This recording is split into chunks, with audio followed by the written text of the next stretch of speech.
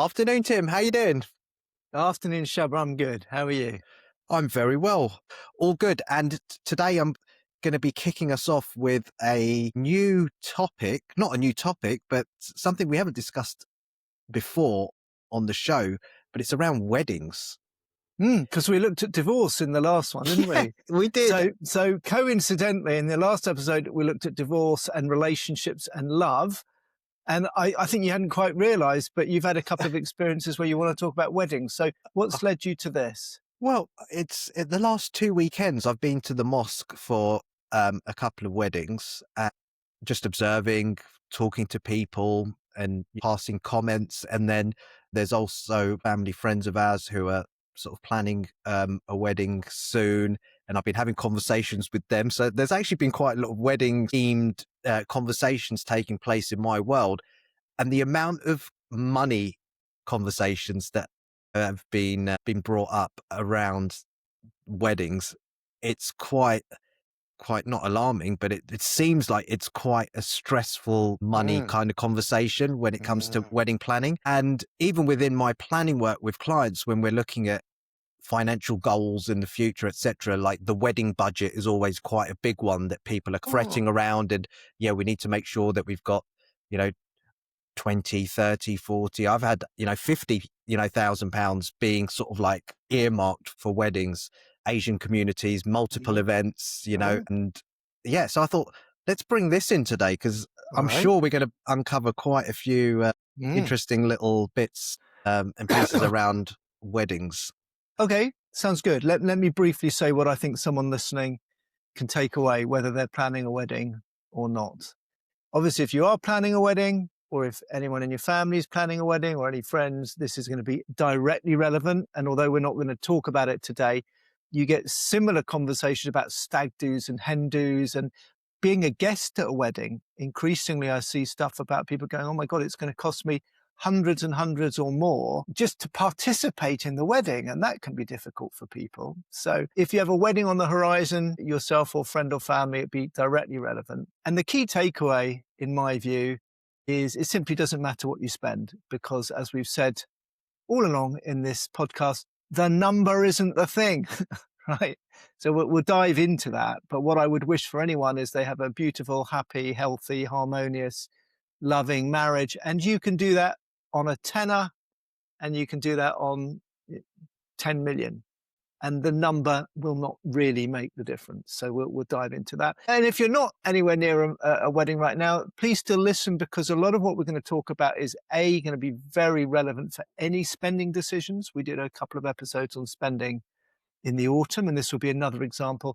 And also, I think we'll get into all sorts of stuff around what pulls us away from doing what we more deeply or truly think is the right step, whether that's family pressures or pressures of partners or social expectations. So hopefully we'll give some people some angles about how they can kind of become more free of all those pressures with their money, whether they're spending it on a wedding or whatever. So over to you, Shaba. What are you picking up, and what are your questions about weddings? I think the first thing is the expectation to have a certain type of wedding, especially when you're in a community setting, that keeping up with the Joneses, or, they've done this, or this is seen as the norm. And everyone kind of just wants to either do what's the norm, i.e. to maintain a reputation or status. And let me just stop you, because that may be true. Yeah. Do you know that's what is driving? Do you have evidence that it's about maintaining status, or is that your interpret? Oh, you do. Okay. Yeah, it's just because of the comments, and okay. I haven't interviewed everyone in the community, but the words that are often used are, it will look bad.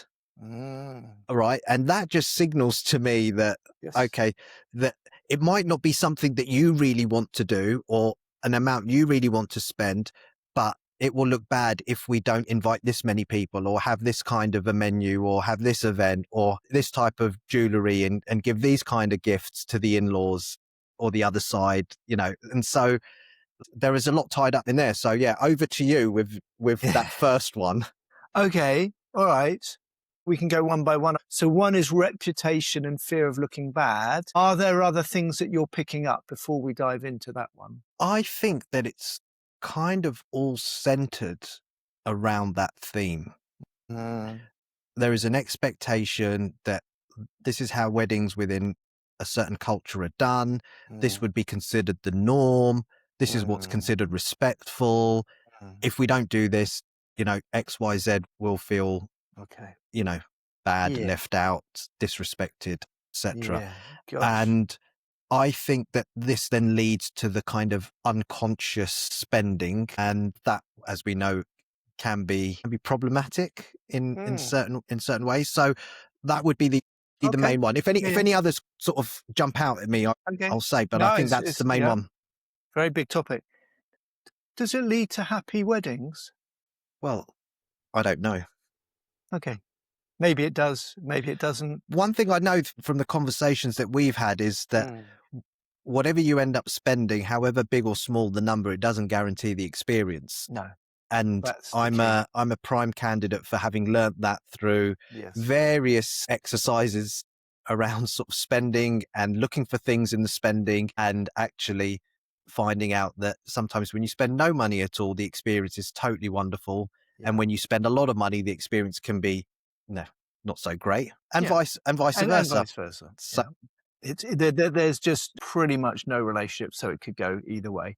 All right, look, the first thing to say, and I think you've articulated it beautifully, is although we will talk about weddings and wedding budgets today, as I was saying in the introduction, what we're actually talking about is what happens if my own personal wishes or deeper volitions, or what we say on this podcast, my life path, me and my loved ones' life path, what we wish or imagine is not what we think the community would want or approve of.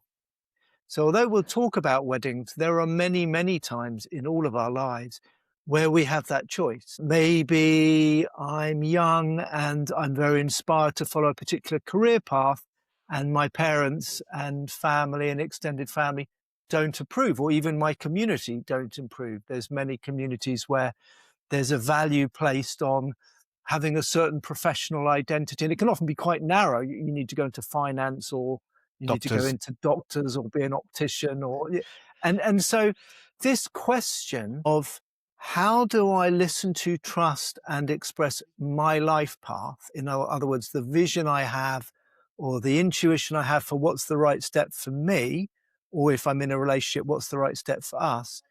What happens when that rubs up against social, community, family expectations? Now, we're going to look at that through the lens of weddings, because what happens in a wedding is it's a big emotive event. So a bit like Christmas, even bigger than Christmas, because Christmas comes every year and marriages hopefully only come once, might come 2 or 3 yeah, times, multiple, yeah. but they're less common than Christmas. But they're big events, and the thing about them is they're personally significant, and they exist in the community. So my point is, if ever my stuff around how on earth do I be me and live my life within this community, if ever that's going to get triggered, it's highly likely it gets triggered around a wedding, because it's a big event, everyone's involved, it's highly charged, and often lots of money is spent. And so we already know events like that will typically bring out or entangle many of my unconscious projections. Okay. So yeah, it's tricky. Before we get on to money, I think actually where I want to go is into the psychology of this dynamic. And then we'll look at how we'll almost kind of go in reverse today. A long time ago, humans all lived in close-knit tribes. And that was wonderful in some way. I don't think we felt as lonely. I don't think we felt as disconnected. I think we all knew how we belonged and where we belonged, and what our role was, which are all many problems today. But the problem was it was very, very hard to express yourself if you were different. If you felt or visioned anything different for your life that wasn't what your community or tribe imagined for you, you were pretty much stuck. Because if you had to leave or exiled, you might die. So we're coming from a period where we had all the kind of benefits of strong community, but a lot of the pressures of that. Now we're in this society where, in theory, we're all more individual. We can live anywhere. We can marry within or without our community or not at all. Or there's much more sense of individual expression.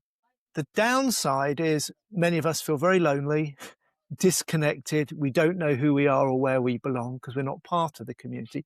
But the positive is we have some sense of freedom to create our own path and our life. Now we come to a wedding because those two things meet. And when we get married in any situation, you have on the one hand the weight of tradition, expectation, honoring of the family, and I know in some cultures very, very strongly, and certain things that, quotes, have to be done. I'm also thinking of a song in the Jewish tradition from Fiddler on the Roof. I don't know if you saw Fiddler on the No, Roof. I haven't. It's a very interesting movie, but it's a musical about the experience of Jews in the late 1900s in Eastern Europe. And one song is the dad singing a song called Tradition, because all his daughters want to not stick with the tradition. So we have tradition, but then also we're in modern Western culture, let's assume. We have this drive for individuality. So this is going to create a tension and emotion. And we know often when there's all of this stuff bubbling up and it's hard to look at or see consciously or explore, it gets tied up with money. We know that already from this work and from previous episodes. So no surprise that money seems to be the thing. And I come back to you. Maybe when lots of people are talking about weddings and what they're really talking about is actually a quite challenging, very universal dynamic, which is the balance between community and individual. A lot of that stress comes through, oh my God, we're spending so much money, or oh my God, why are we spending all this money, or should we spend the money? But they're pointing at something deeper. Let me pause there. Does that resonate with your experience of what people are saying? Well, the thing is, I haven't dived Yeah. deeper into this in terms of conversations. I've only been on a very superficial level, like noticing Mm. the trends and the threads in the conversation. And I think you're quite right. There is this need to stand out. And is my wedding going to be, Instagram worthy? Like, kind of just feels like it's ringing in my ear because So is that an individual move or a community move? Because I could imagine people I think it's either want both. I think it's both. both. I think it's both. I think you need to feel like you're expressing your individuality, but at the same time showing to the community as well. So I think it's dual purpose.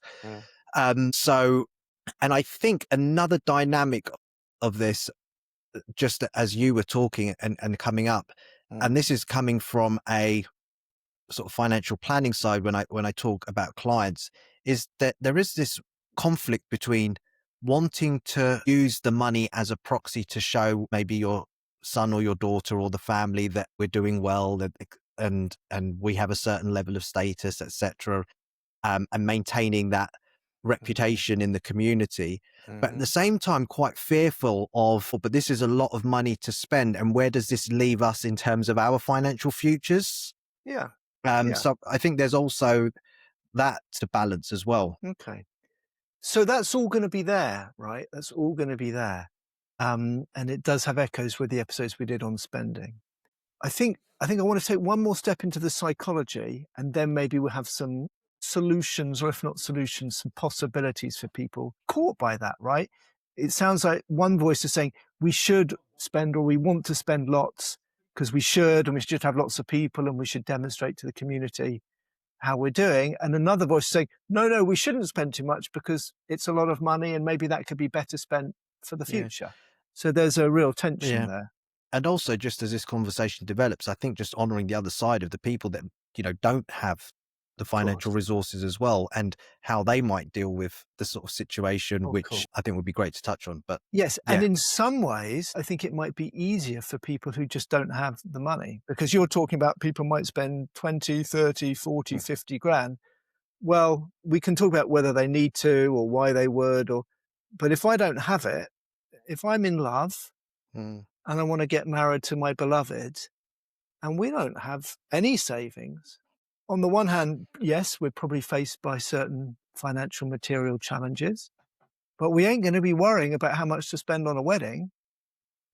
And then we can, maybe it's simpler to find a beautiful way to do it. Or you look unconvinced. You think maybe people would feel a pressure even then. Yeah, well, I think that's where people then tie up certain things in the fact that they can't spend that much as Ah, well, let's look at that yeah, too. so that's Yeah. why I was saying honoring the other side and helping them to make the connection. It's a good point, because I'm imagining the conflict is more actually for people who have or have access to the money, but you're saying there might be Both. conflict both ways because there's pressures both ways. Okay. So what we want is how people can have a wonderful wedding with and without money, That's it. or with and without spending a lot of money. And what we also want is how you can be a guest or a friend or a family member at someone's wedding with and without spending lots of money. And I think there's a way to do it. So I want to make a couple of psychological points.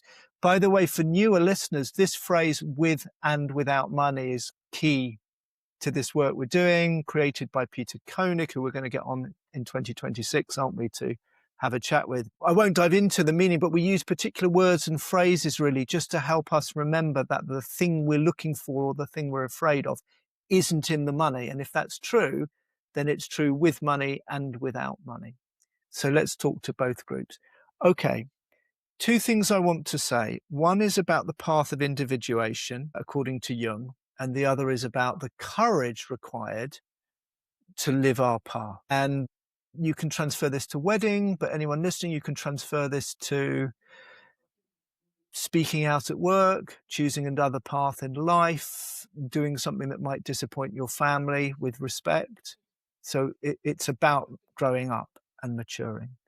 And what Jung says, he calls this word individuation, is becoming as fully who we really are as we can. And he and many other psychologists would say the true, I don't want to say goal, but the journey of life, and if we're looking for a definition of what's real success in life, is to be as fully who you are, all the different parts of you, to really start to know which bits are you and which bits you've just absorbed from society, community, family, and to really step out in your own way. Now, what's very important here is individuation isn't the same as just being individual. So if it's a bit of a screw you family, screw you community, if it's a bit sort of anti or rebellious to your society, community, or family, that's not yet true individuation. But similarly, if I'm too much guided by family or expectation or community, that also is immature. True individuation is to have the clarity and consciousness and the courage to say, this is what's important to me. This is the sort of wedding we would like, or this is a sort of wedding we can afford and we feel really okay about it, and still respect the fact that others in the community or your family, that may throw stuff up for them. So it's not like screw you. I can still be respectful and aware of tradition and other people, but I'm not bound by it. And we'll talk about that because that might be important practically. Is You that look like you like, have a question. well, I was just going to say, it feels like that's you being your authentic self. It's another phrase for it. Yeah. Yeah. Or a grown up human being. There's different phrases. Yeah. To be a truly matured being, to be authentic. Some people use this word, to have true integrity, where our actions, our words, and our thinking and our wishes are in alignment. There's Yeah. many words. Jung called it individuation. But the point I want to make is it's being authentic or having integrity or having the courage of one's convictions, but not as a screw you gesture, but still in good relationship to the people who may have traditional So, expectations. and that's so powerful to carry into any, like you said, Yes. even, speaking out at work in different situations that you find yourself with, like conducting yourself it feels quite powerful, even just Yes. when you were describing it. So Well, that's, let's just stop there because I said that might be a definition of true success. yeah. You used the word powerful as it's a bit of a diversion, but we've talked many times on the podcast. Many people think they get power with money. Many people Yes. think with money comes power or feelings of powerful. The problem is if the way I get money compromises my integrity, isn't authentic, or takes me away from my true path, I don't get to feel powerful because I'm not being powerful. I'm still being a child. I'm still being immature.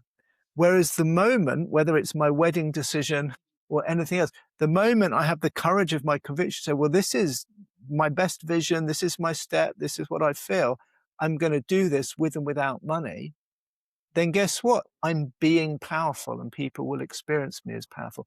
And it's not easy because, and weddings are a great example, there are many, many pressures and expectations and other. So we're all a little bit still children, pressured by what mummy and daddy think or what the community thinks, or wanting to fit in or wanting people to accept us or wanting to. That's all very childlike. And we're all potentially grown up adults. And that's really the dance. So we could say the outer dance with a wedding is what me and my beloved really want and imagine, and how we can do that and still be in relationship to the community. The inner dance is the bit of me that's a scared, obedient child and the bit of me that's an adult, and which one gets to choose what we actually do with our money for this wedding. So there's always an inner dance. And I would say to anybody, with and without money, the best possible way you could enter married life with your beloved is as a courageous grown up. This could be a part of marriage counselling as well. Yeah, There's bring it there's some on. there's some good guidance. Okay, let's move Yeah. let's move it on to the step that you wanted to Yeah, to the take. money side. So what I want to say is it requires courage. All of us in some ways act as immature children. All of us can be grown-ups. So then we come to the question. And always in this work, we start with what is the life path impulse? In other words, what is it that we really would love for this wedding?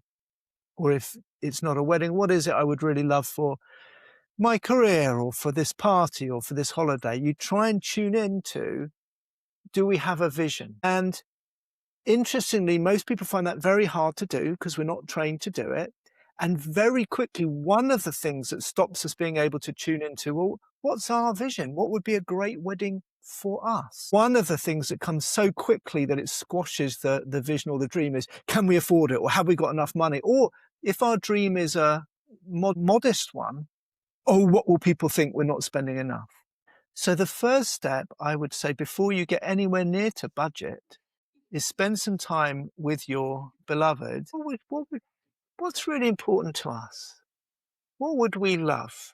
And what are the qualities? Remember, with the money work, we're always less interested in quantity. How many people, how much spend per head for the food, how much is the overall, but we don't start with quantity. We start when we're focused on life path with quality.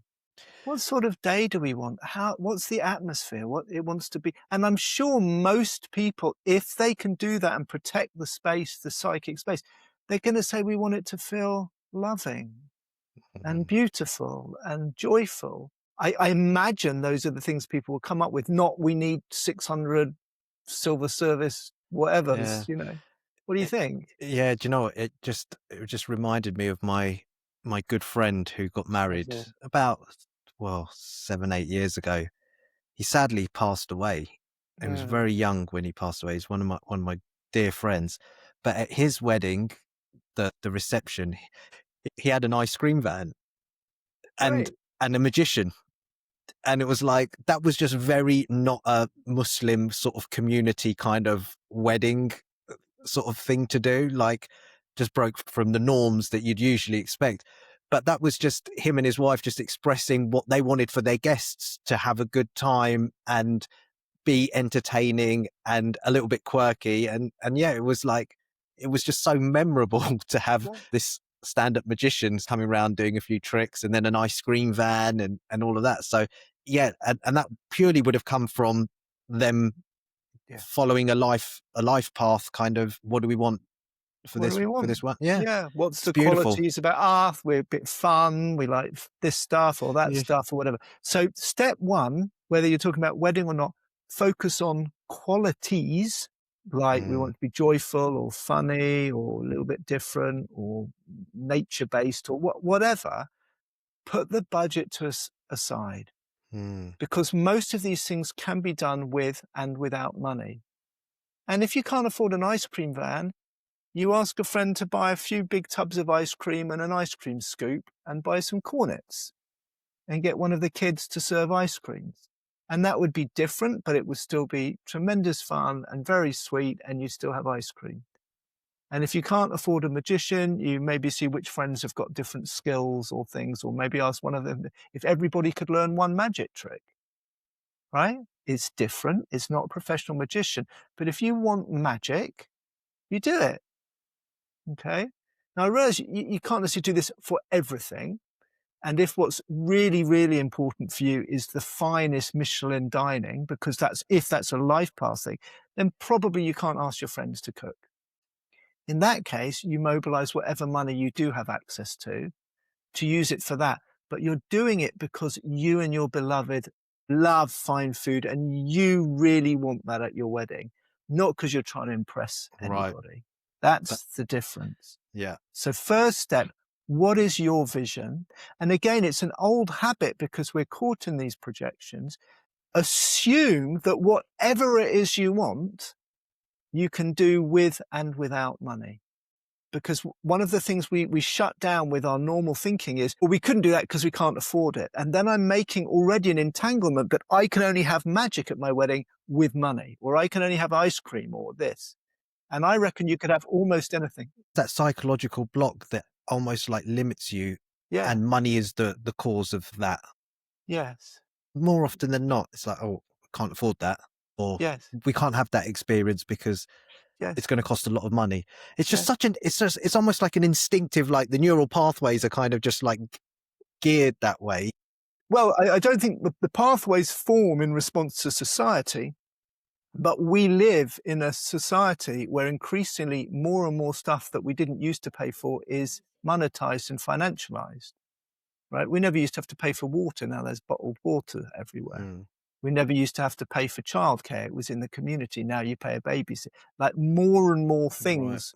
And so, not surprisingly, until we become conscious and ask these questions and learn, and this would be a great 2026 resolution for all our listeners, weddings and beyond, start with life path. What are the qualities I really value here? What are the experiences we want in our new house, in our wedding, in our new job? But we're not trained to do that. And then when we say, I don't know, I want my house to feel really homely, we're trained to think, right, I need to get down IKEA, or I need to spend lots of money, or I need a bigger house. We have been trained to kind of think the number gives us the thing. So the first thing is find out what the thing is you really want in your wedding or your life, Mm, which may not be the same as what your community or family want. And we need to talk about that part as well today. Consider this can be done with and without money. And you're right, that really is reversing an old ingrained habit.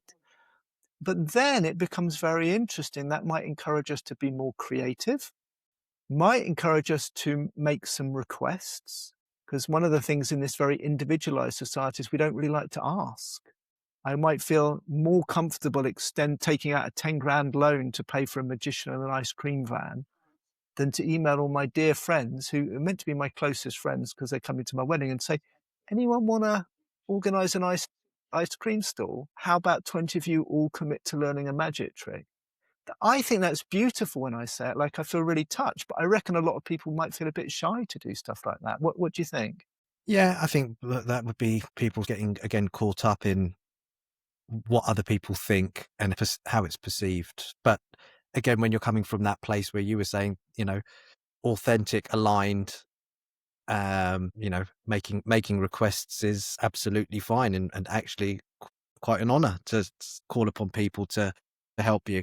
And I think that, within our setting, I think that happens quite a lot and quite naturally because we're part of the community. So weddings are a time where people lean on each other and go out of their way to help and be of service. I think we've got that bit fairly nailed down where people do just, Mm-hmm. ask extended family because we do have that sort of community setup. But yeah, definitely, I think getting clear on what you want and not letting the number or money be a barrier. I think that's a great first step. How do we move on from there? Well, so we need to talk about kind of the disapproval of family. because that's clearly one of the fear, or this thing about reputation.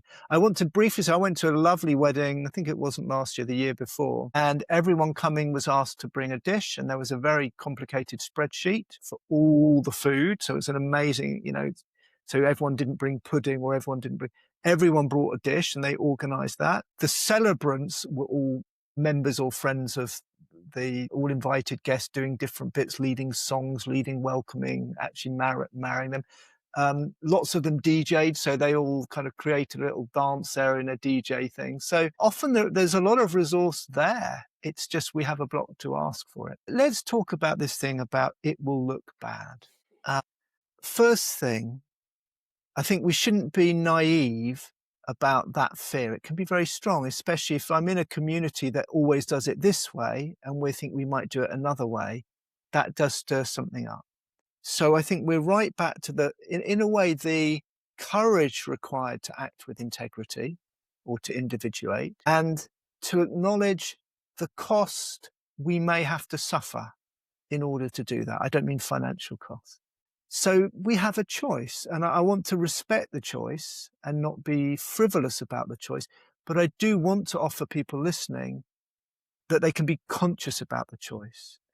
To the extent that I do what doesn't really feel right for me or us, and maybe take on debt or spend money we'd rather spend in other ways, then what I'm really doing is I'm suffering the consequences of not really speaking what I want and creating the event I want, and maybe some suffering about having less money, maybe, in order to avoid the disapproval of others or the possible disapproval. So let's be honest that that's what I'm doing.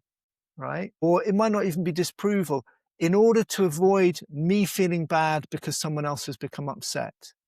Grandma and auntie are upset, or they may be but in the end, it's not me being kind. It's not that I don't want to upset them. It's I don't want to feel bad that they're upset with me. Is that fair? I think that's one of the Yeah, main things that sort of drives right, certain behaviors or right, actions around this sort of time. yeah, It's okay, well, if we didn't invite this person to all the events, they're going to feel bad. And that's just one sort of yeah, small yeah. example. And I feel that, but there's two steps. There's something important here. They may or may not feel bad. That might depend Yeah. on them, the context. It may also depend on how I can communicate things in a loving, inclusive, but still with authenticity. So they might feel bad, they might not. They might be secretly relieved. I don't know. Very often, if they're sufficiently on the boundary where we're not sure really whether we would invite them, they also might not be sure if they really want to come. Is that unfair? Could be true. Right. Okay. So I have many, many projections about how they'll feel. But the point is, they may or may not feel bad. Sometimes to act with integrity or in service of my vision or our vision, whether it's a wedding or a job or anything, other people might not like it. This is the difference between being grown up and a child. We can still choose to compromise or avoid the conflict, but we need to be aware that no one's making us do it. It's our choice, and probably it comes from a more immature, childlike wish not to offend than from an adult integrity. Yeah. So just to sort of play this out Mm. for someone, and, I'm going to have to go through this at some point because Uh-huh. kids going to get Yeah, married in the future. interesting. Well, So I'll do the ice cream bag. yeah, exactly. Tim, you're booked. And if you could throw in the magic tricks as well, I can see. But to consciously say, look, I'm inviting this person because I want to avoid Yeah. them feeling bad or the possibility of them feeling bad. Is that kind of, I'm going to use not the word acceptable, but do you know what I mean? Like you're doing it from more of a conscious place, but you're acknowledging, look, I just don't want to. I It's just a don't want. choice. Yeah, It's a choice. It's a choice. And all I'm saying is the tension is real. The yeah. tension is real between my budget, what I want or what we want, and those tensions are there. It's naive to think that they won't be there. So if I'm going to make that choice, let me make it as a free choice as an adult and say, okay, I'm going to choose to compromise and spend more than I really want. So we do this. But then I don't have to complain about the stress and the pressure and moan Mm, about it. Right? That's the difference. yeah. The alternative, and this is where we come back to I can individuate in relationship and with respect, is maybe, and I don't know how it would work in your community, but maybe if I'm not feeling embarrassed and fearful, there might be a way to, again, be quite creative and communicate very clearly that we're doing it differently and why we're doing it differently. See, this is a difference between just buggering off to Las Vegas and still doing it, understanding my community, but not being precious. So maybe, I don't know if there's a letter or something, a website or a card, or where we say, look, we've thought about it very deeply. We want to do this to honor the community. So maybe instead of spending X money, we're going to make a donation to a local community project. But as doing that, we're also going to choose to have a much smaller wedding. And we do it with love and respect. Really hope everyone will understand. They might not understand and they might be upset. But again, I'm doing it consciously and willing to communicate. That's the difference. But either way, I'm not in a kind of complaining stress. Children complain when their parents make them do stuff they don't want to do.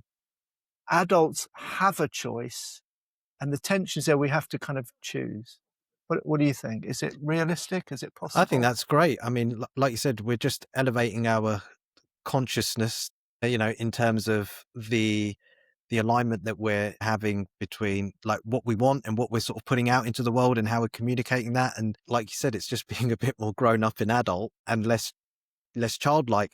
And that's quite difficult to It's a take. life's work. Yeah, it's a lot. Oh my God. Like, it's just like, and even to just to sit with, and I'm just reflecting on areas where, well, where am I in my life not acting like an adult and maybe acting more like a child? And that's quite I'm not going to say humbling, but it Yeah. feels very uncomfortable to say, oh, do you know what, really, in that situation? But owning it, I think, is the Yes. first step, right? Yes. And you can only make better decisions and be more authentic and aligned when you start to first acknowledge, yes, I am acting Yeah. like a bit of a child in this And a area. good sign that you're acting like a child, and we all do, we have those Yes, parts, and it's life's work, is when you're complaining or feeling that someone or something else is it's creating the unfair. pressure or the stress. Well, I Yeah, have to do this, or no, I can't do that's very. I know we need to finish. I want to say just a final thing about people with no money who want to yeah, get married, because that's you asked important. about that, and that was good. So the pressure there is a little bit different. It's not everyone expects. It's that, well, what does it mean about us if we can't spend? And what will people think about us? So what I would say in that situation is actually, as often with this work, the fundamental step is no different, whether you have money or not. Tune into your life path. Try and find out what for you would be a beautiful, meaningful, wonderful wedding. Consider that you can do a lot of that with and without money. Sure, the venue might be different. Sure, the food might be different. But in terms of the qualities, consider that that can be created, right? Focus on how, which might include being creative, asking people to, step up. And then the work then is really about more the detective work. What is it you imagine people will say, think about you, or judge you as because you haven't spent lots on a wedding? So maybe they think I'm a failure, or maybe they think, I don't know, maybe what do you think of the stuff that goes I on with don't know. people? I'm sort of thinking more about maybe like parents who can't provide Okay, so as a as parent, much, yeah, yeah, maybe, or yeah, it could be the couple themselves. yeah, I think there's going to be a couple of dynamics there. And I yeah, think it goes back to our parenting episode where it's, yeah, that I want to provide the sign of a good parent is tied yeah, up in how much money I yeah, spend or what I okay, buy for my children, etc. But actually, there are so many other things that one could be focusing on in terms of how yeah, they show up as a good parent. yeah, We talked about in terms of inheritance, like what are you leaving behind for your children in terms of the memories, the experience, the beautiful. lessons, and all of that. But yet we just tie it up in I wasn't able to provide like the big plush wedding, and I Yeah, think people need to make yes, that connection with all of the other great things that they are doing, yes. and not tying everything up in a number and a wedding. Perfect. Exactly. So people can listen back to the episodes we did about parenting. I think that was May, June 25, something like that. Yeah, I think you articulate it very well. So if you're the parent, you might feel bad because you haven't got lots of money to spend on or loan them or whatever for the wedding. then the question is, what do I think it would make me if I did have that money? A good provider, a generous parent, a loving parent. Realize you can be all of those things with and without money. And the only thing stopping you would be your sense of embarrassment or shame or guilt. And if you could have a beautiful adult conversation, say, my darling, I'm really happy you're getting married. I want to do what I can to make this the best wedding for you, with and without money. We don't have lots, but we are going to make this. Tell me the qualities that you want in your wedding. I will do whatever I can to make those happen. And then you're part of a team creating something beautiful. But the thing you need to do as a parent or a friend, or it could be if it's yourself, is unhook yourself from having money or not having money doesn't actually mean anything about you as a provider, a parent, or a member of a community. And the proof is, because if someone has the courage to create that sort of wedding without money, I guarantee people will talk about it positively 5 and 10 years later, because it will be different and unusual, and people will feel what's there. It won't just be the same old stuff. That's my belief. What do you think? Yeah, I'm totally on board with that. That's exactly the right place to end, I think. Let me say one more thing. Go for it. Every time, because it's difficult, every time any couple, whether they have money or not, make the choice to create what they really want rather than what everyone expects, and does that with respect and integrity, every time they do that in the community, it makes it a tiny bit easier for the next couple to do the same. So it's actually an act of service to the community as well. There we go. All right. I'll speak to you next time, Tim. Cheers, Shabbat. Take care. Bye-bye.